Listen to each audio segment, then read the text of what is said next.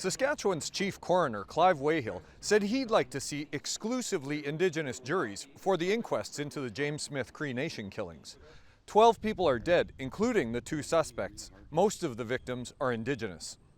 Veteran Saskatoon lawyer Donald Worm is the former counsel to the Truth and Reconciliation Commission and has participated in dozens of inquests. Worm says Wayhill's announcement is a positive step, but it's going to take more than Indigenous juries to fix a justice system that he says is racist at every level. For the last 35 years, at least in my career, and there have been many before me that have called for Indigenous justice all around, an Indigenous justice system. The proposal of Coroner Wayhill that we should have Indigenous jurors on those is not a fix for the problem. It ignores the fact that it ought to be an Indigenous process all the way through. Would it be any different?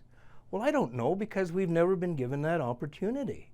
Worm says there needs to be a fundamental change in the power structures, the methods, and the intent of the entire justice system, and he says the situation is urgent.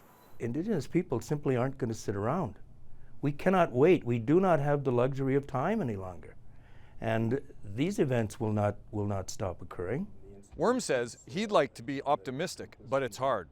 I'm troubled that my new grandchild will inherit this system and that I have not been able to make the kinds of changes that our communities need. The inquests will take place after the police investigation is complete. Wayhill said that could be sometime in the middle of next year. Jason Warwick, CBC News, Saskatoon.